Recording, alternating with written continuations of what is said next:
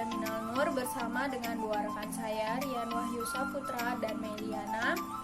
Kami dari jurusan S1 Akuntansi Pagi semester 2. Di sini kami akan menyampaikan resume materi-materi dari mata kuliah hukum bisnis kami.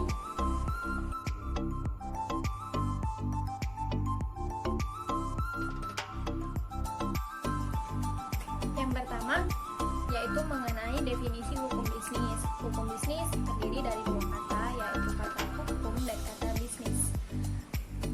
Masuk ke pengertian hukum menurut Sudikno Mertokusumo.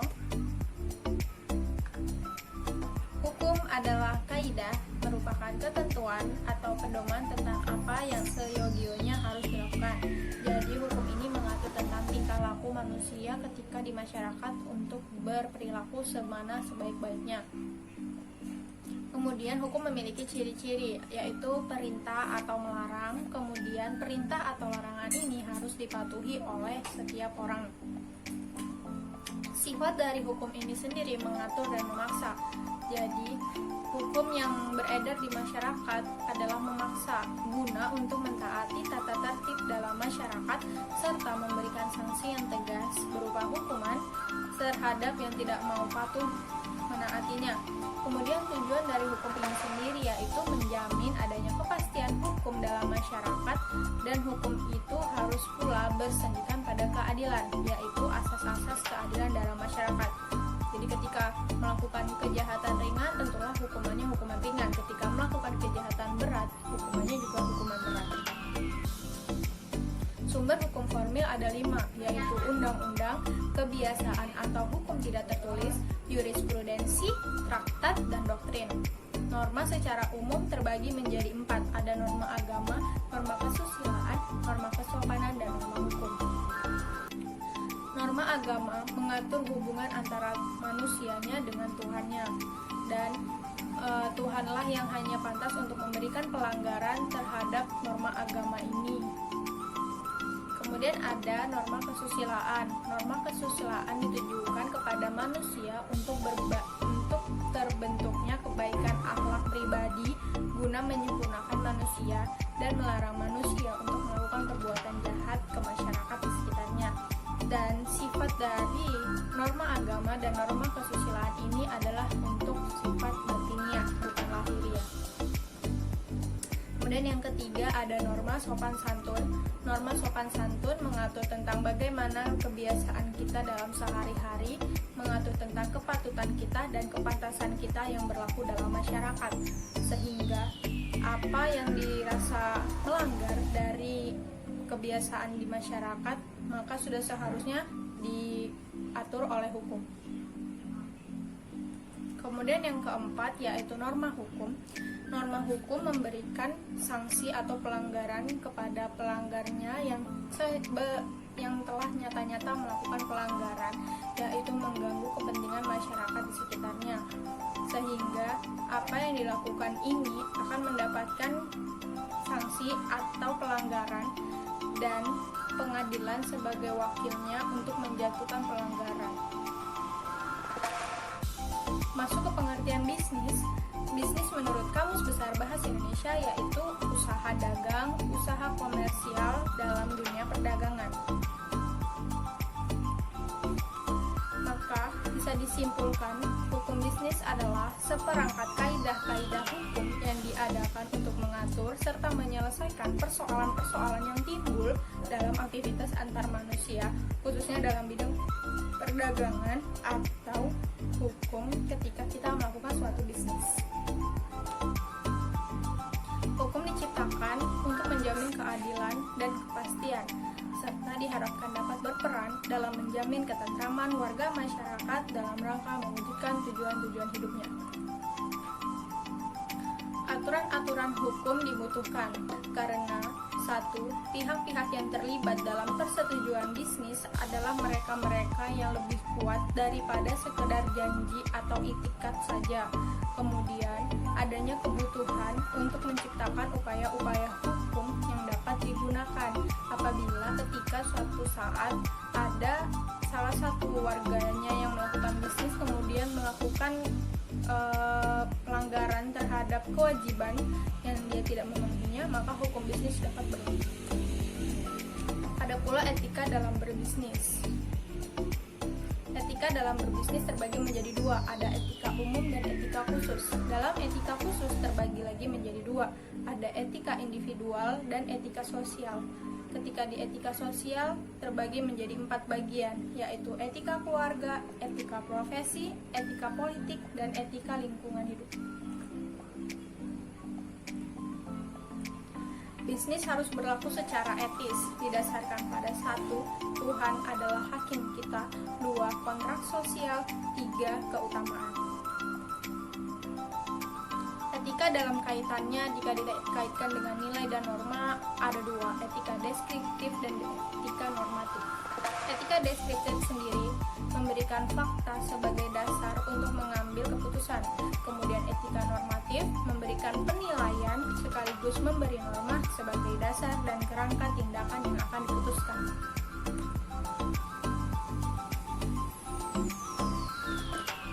Dan yang terakhir ada kerangka hukum perdata. Buku 1 mengatur perihal orang, buku 2 mengatur perihal benda, buku 3 mengatur perihal perikatan, dan buku 4 mengatur perihal pembuktian dan daluarsa. Selanjutnya akan memasuki materi yang kedua. Saya Meliana dari kelas akuntansi S1 semester 2 yang mempresentasikan tentang perjanjian, yaitu pertama syarat-syaratnya perjanjian pasal 1320 KUHP. Yang pertama, sepakat untuk mengikatkan diri. Yang kedua, cakap untuk membuat suatu ikatan. Yang ketiga, suatu hal tertentu. Dan keempat, suatu sebab yang halal. Nah, maksud dari cakap ini adalah seseorang mampu melakukan perbuatan hukum di lapangan perdata dan karenanya mampu untuk mempertanggungjawabkan akibat hukumnya.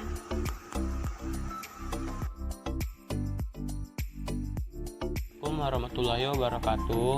Saya Rian Wali Saputra, NIM 1411937. Saya dari S1 Akuntansi Pagi semester 2. Saya di sini ingin mempresentasikan materi tentang kontrak bisnis. Pengertian kontrak.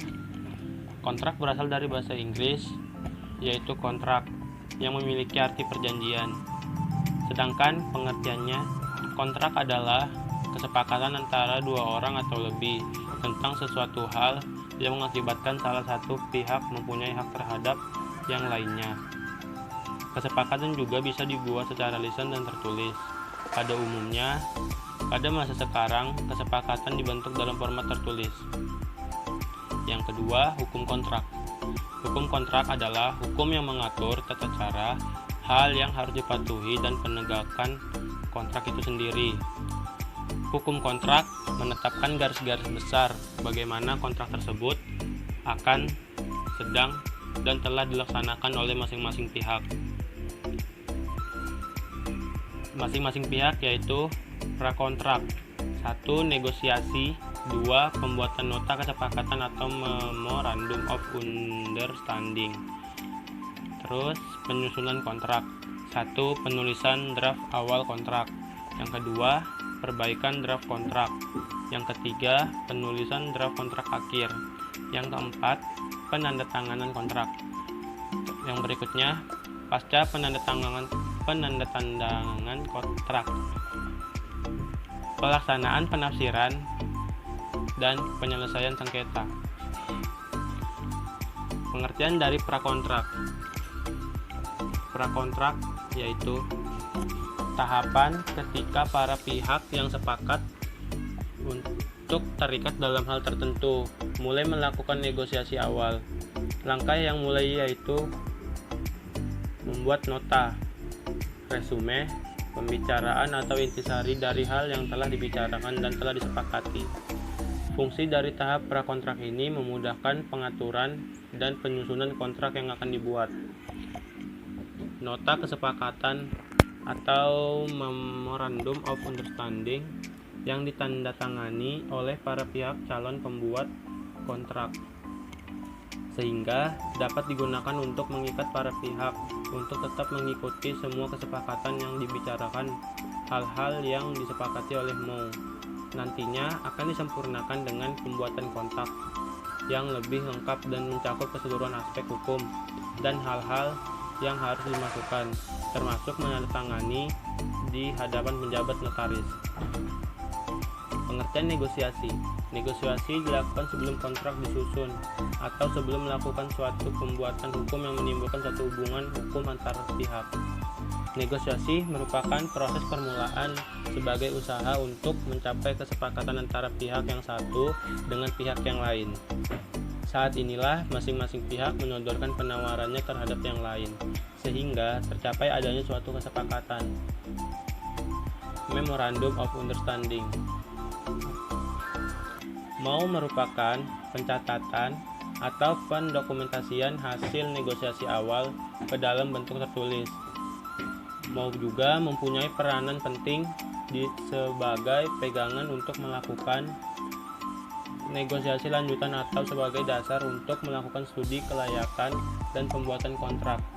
Studi kelayakan dilakukan untuk menentukan tingkat kelayakan dan prospek dari negosiasi awal. Studi kelayakan dapat dilihat dari berbagai sudut pandang yang diperlukan. Misal, keuntungan bagi para pihak, kerugian yang mungkin timbul, perhitungan perpajakan, pengurusan perizinan, jaminan ganti rugi, kepastian keuntungan, lingkungan sosial dan budaya, serta aspek hukum lainnya. Hasil studi kelayakannya nanti digunakan untuk menilai perlu tidaknya ada kelanjutan transaksi dari negosiasi yang telah dilakukan. Jika dinilai dapat dilanjutkan, diadakan negosiasi lanjutan yang hasilnya akan dituangkan ke dalam sebuah kontrak. Mau bersifat bebas, tidak ada format baku. Isi dari MOU itu sendiri yaitu poin-poin tentang negosiasi. Yang terpenting yaitu MOU dapat dibaca dengan jelas, baik dari segi bahasa maupun tulisannya. Penyusunan kontrak. Tahap ketika para pihak telah menuangkan poin-poin yang menjadi kesepakatan dalam sebuah kontrak yang dapat dibuat sendiri atau dibuat secara notaril. Penyusunan kontrak harus dilakukan dengan seksama dan selengkap mungkin untuk meminimalisir adanya hal-hal yang belum diatur, sehingga rawan terjadi selisih pendapat dari kemudian hari. Pola umum penyusunan kontrak: 1. Judul, 2. Pembukaan, 3. Latar belakang dan kesepakatan, 4. Isi, dan 5. Penutup. Yang pertama, judul. Judul kontrak harus dibuat dengan singkat, padat, dan jelas. Contoh: perjanjian sewa-menyewa, perjanjian tukar-menukar, serta perjanjian jual-beli. Pembukaan. Pembukaan merupakan kalimat tunggal atau beberapa kalimat yang bertujuan memulai sebuah susunan kontrak. Pembukaan dapat diwakili dengan menyebutkan waktu dan lokasi dibuatnya kontrak serta menghubungkan apa yang tersirat dalam judul dengan pihak yang akan mengatur kepentingannya di dalam kontrak. Contoh yang bertanda tangan di bawah ini, atau pada hari ini, tanggal, bulan, tahun. Identitas para pihak. Menyebutkan identitas para pihak seperti nama, pekerjaan, jabatan, tempat tinggal, dan bertindak untuk siapa. Jika bertindak untuk perusahaan atau badan hukum, maka disebutkan kedudukan kantor sebagai pengganti tempat tinggal. Identitas para pihak ditulis sebagai tanda pengenal yang dimiliki, seperti KTP, paspor, kitas, atau akta pendirian badan hukum dan pengesahan para pejabat yang berwenang. Contoh: Yuda lahir di Balikpapan pada tanggal 12 Agustus 1980, wira swasta, beralamat di Jalan Mula Warman nomor 12, Kelurahan Sepinggan, Kecamatan Balikpapan Selatan. Pemegang kartu tanda penduduk dengan nomor induk kependidikan 647105 7111 223. Retesial premis.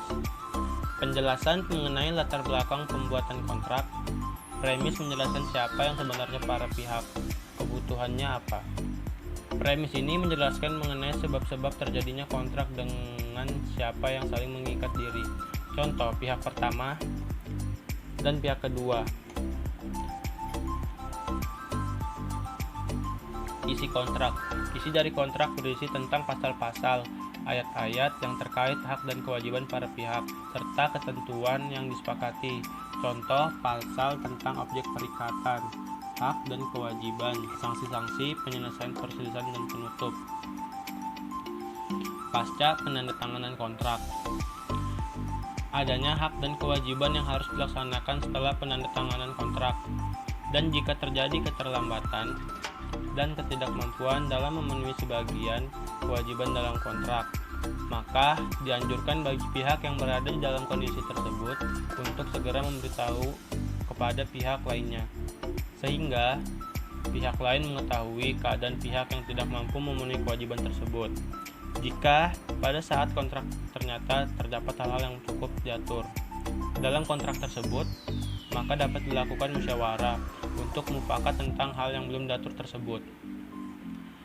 Ketentuan atau hal-hal tersebut harus dituangkan dalam bentuk tertulis. Secara umum, penambahan ketentuan ini disebut adendum. Penyelesaian sengketa. 1. Musyawarah. 2. Litigasi. Litigasi itu proses penyelesaian sengketa melalui jalur peradilan dengan mengajukan gugatan ke lembaga pengadilan atas perselisihan atas sengketa yang alami oleh salah satu pihak yang terkontrak. Alternatif penyelesaian sengketa. Tata cara penyelesaian sengketa atau beda pendapat melalui prosedur yang disepakati oleh para pihak, yakni penyelesaian di luar pengadilan dengan cara konsultasi, negosiasi, dan mediasi.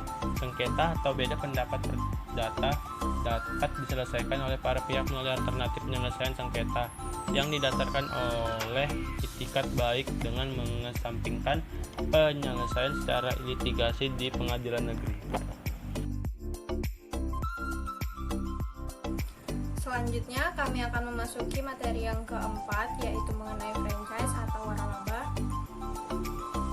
Franchise ini diatur dalam Peraturan Pemerintah Nomor 42 Tahun 2007, Peraturan Menteri Perdagangan Nomor 12/M Dagang /3/2006, dan beberapa peraturan lainnya. Franchise berasal dari bahasa Prancis kuno yang berarti bebas. Pada abad pertengahan, franchise diartikan sebagai hak utama atau kebebasan. Kata waralaba pertama kali diperkenalkan oleh Lembaga Pendidikan dan Pembinaan Manajemen sebagai pendanaan kata franchise.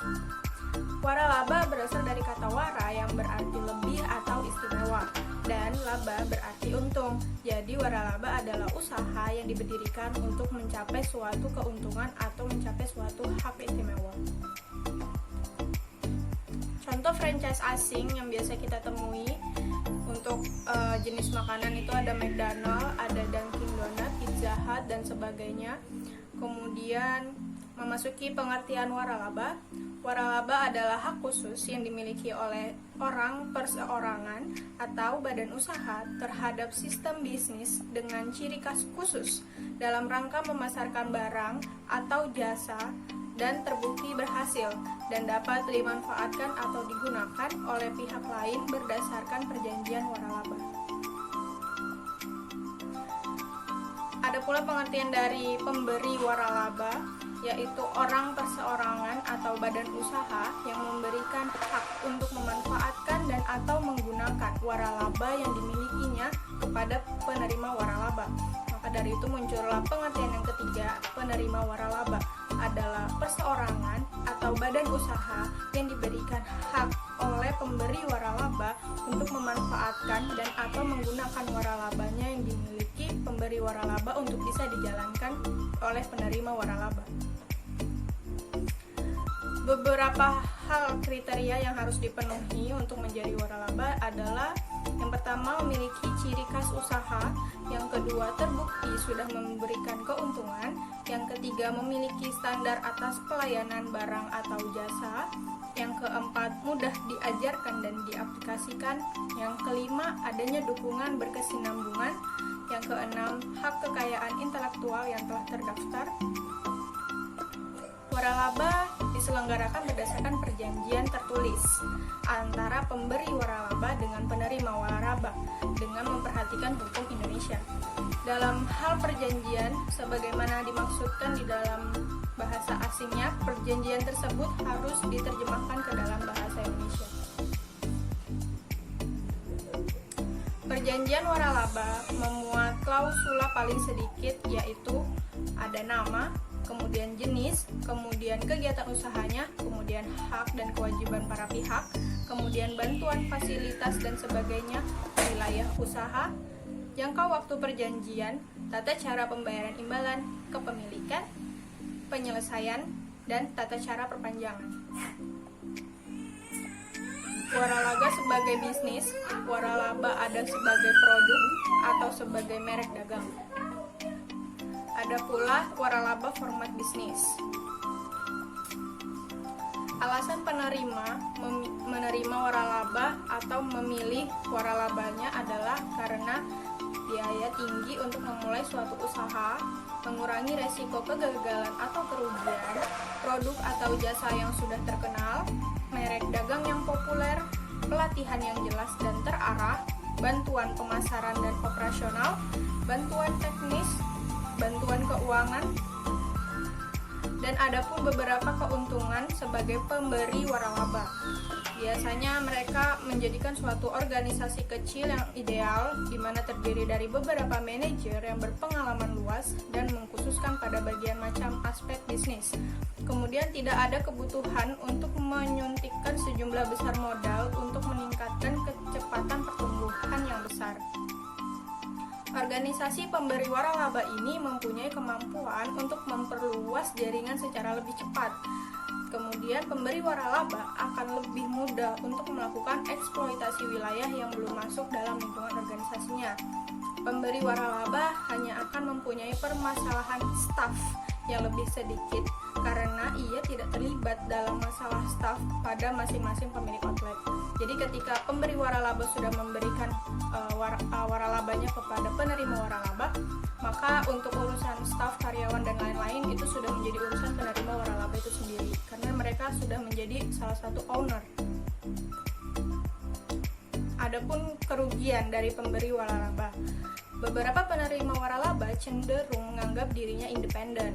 Pemberi waralaba harus memiliki keyakinan untuk menjamin bahwa standar kualitas barang dan jasanya selalu terawat.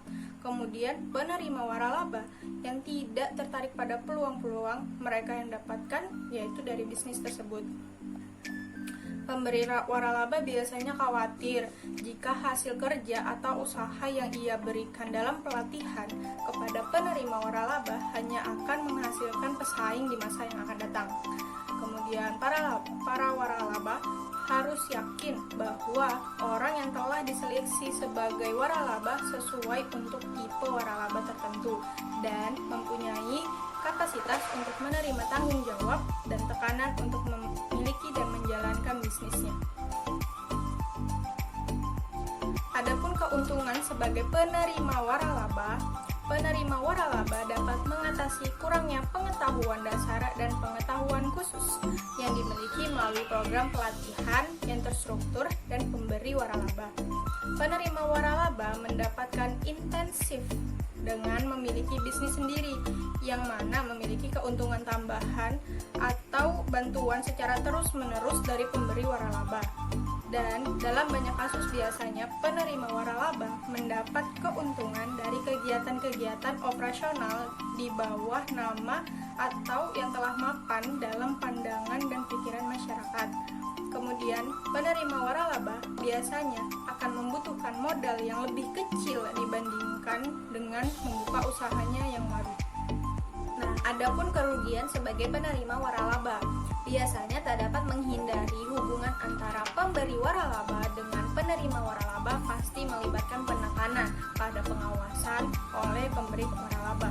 Kemudian penerima waralaba harus membayar pemberi waralaba untuk jasa-jasa yang telah didapatkan atau yang diberikan oleh pemberi waralaba, sehingga dalam bentuk uang biasanya atau uang waralaba yang secara terus-menerus. Kemudian ada kesukaran dalam menilai kualitas pemberi waralaba.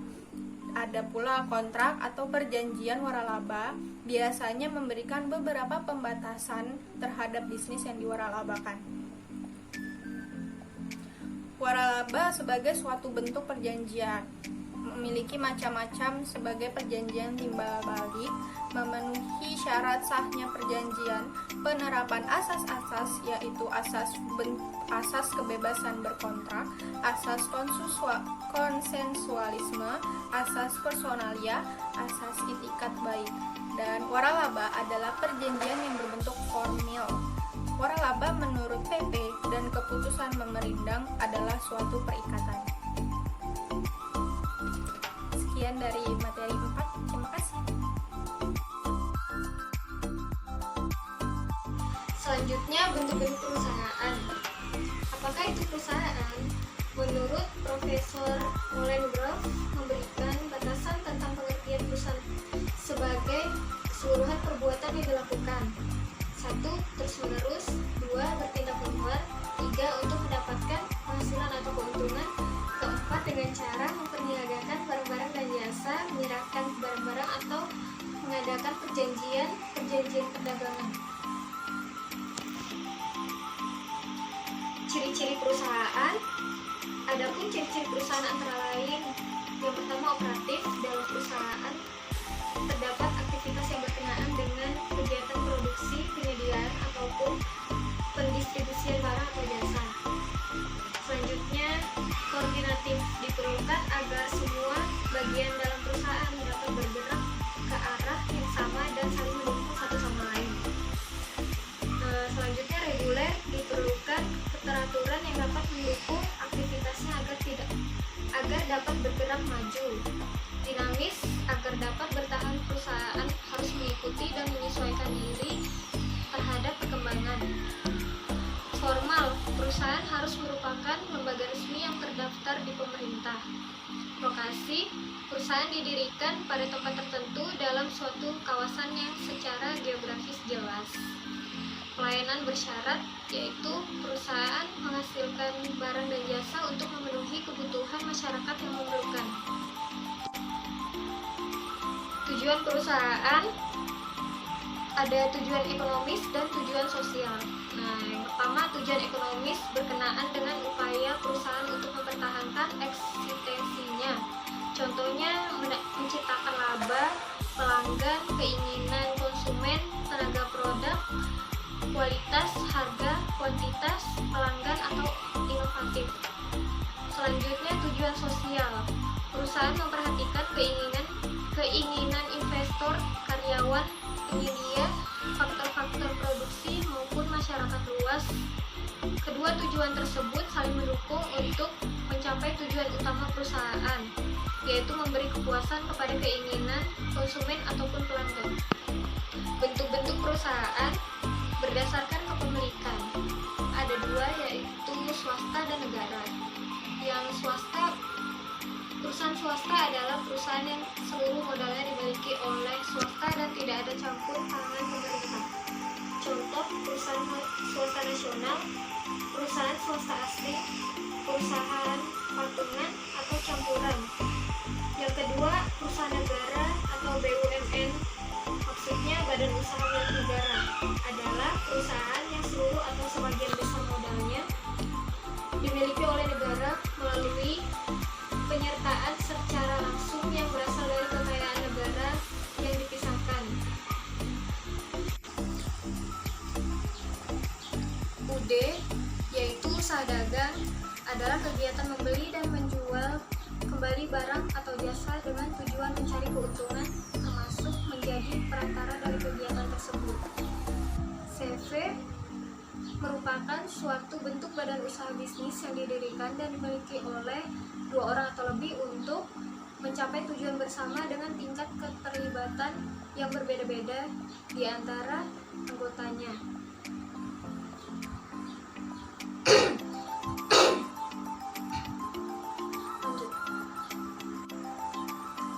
Firma adalah perusahaan yang didirikan oleh dua orang menjalankan perusahaan atas nama perusahaan. PT Perseroan Terbatas merupakan perusahaan yang memiliki badan hukum resmi yang dimiliki oleh 2 orang atau lebih dengan bertanggung jawab hanya berlaku pada perusahaan tanpa melibatkan harta pribadi dan anggota pemegang saham terbatas pada saham yang dimilikinya. Saya Ranwa Saputra ingin membacakan tentang materi di bab 6 ini yang bertema ketenaga kerjaan.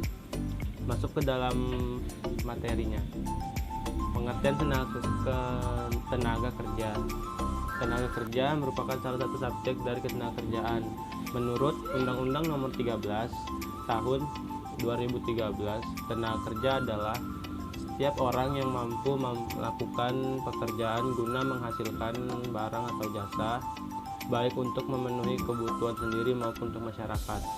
Dari pengertian di atas, terdapat kata setiap orang yang mampu melakukan pekerjaan itu, tidak berarti semua penduduk bisa dikatakan sebagai tenaga kerja, karena pada dasar tidak sama orang yang mampu melakukan pekerjaan.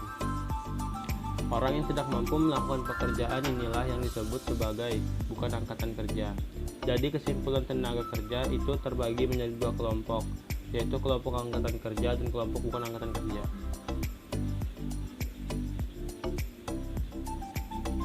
Kelompok yang pertama, angkatan kerja.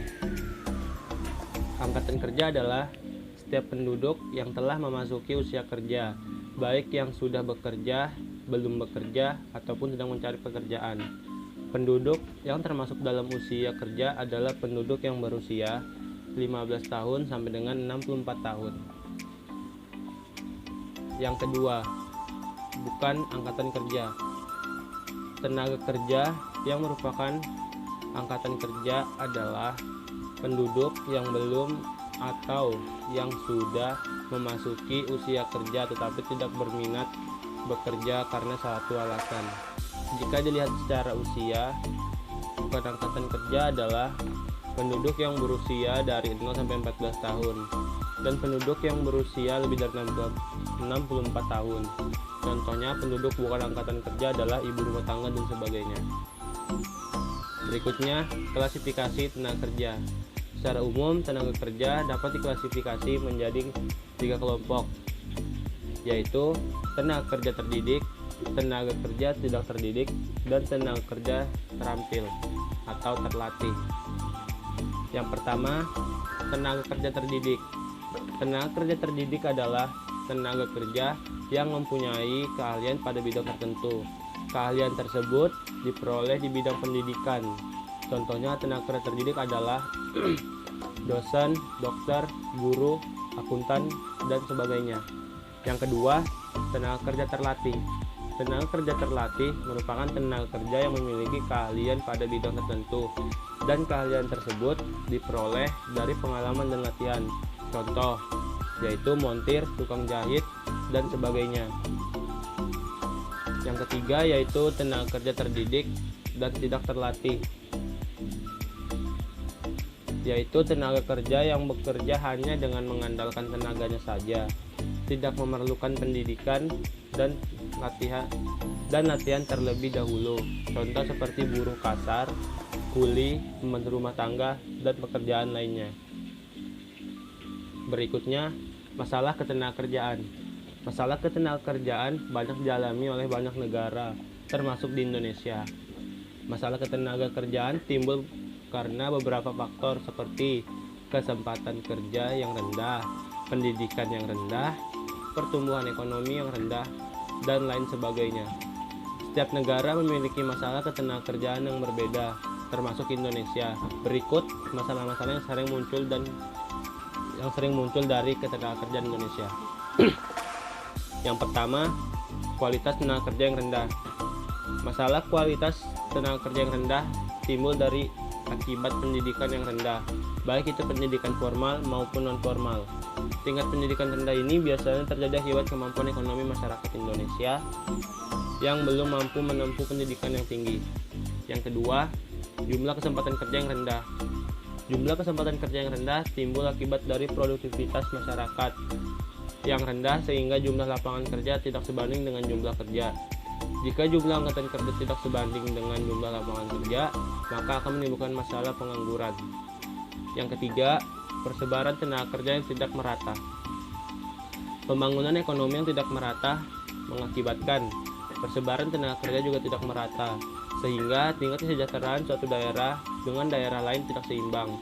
Selain itu, tidak meratanya pembangunan ekonomi dapat berimbas pada persebaran penduduk yang tidak merata. Yang keempat atau yang terakhir yaitu masalah pengangguran. Pengangguran merupakan masalah paling besar dalam ketenagakerjaan Indonesia. Hal ini disebabkan karena tingginya jumlah penduduk Indonesia yang tidak dibarengi dengan kesempatan kerja yang cukup. Selain itu, rendahnya kualitas tenaga kerja dan pertumbuhan ekonomi juga menjadi faktor dalam munculnya masalah pengangguran ini. Ya, demikian penjelasan materi dari kelompok kami. Jika ada kekurangan atau kesalahan kata mohon dimaafkan. Wabillahi taufiq wal hidayah. Assalamualaikum warahmatullahi wabarakatuh.